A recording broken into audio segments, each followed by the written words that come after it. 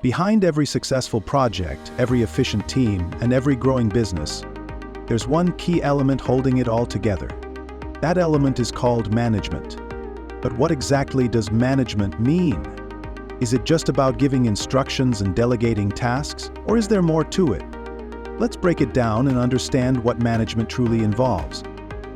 Well, it's not just bossing people around, far from it. It's about planning stuff out, organizing the team, guiding them, and making sure things stay on track. Whether it's people, time, or budgets, management is about getting things done smoothly. Think of it like a puzzle.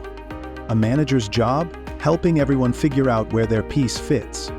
No micromanaging, just smart coordination. Good managers usually follow 4 main steps. First, they plan what are we trying to do? Then, they organize who's doing what. After that, they lead, keeping the team motivated and focused. And finally, they control, checking how things are going and fixing what's not. Pretty logical, right? Studies show that teams with solid managers are way more productive and happier too. So, yeah, good management really does make a difference. And guess what? Management isn't just for corporate offices. You'll find managers everywhere, in hospitals, schools, hotels, tech startups, you name it. Because wherever there's a team and a goal, someone needs to guide the way.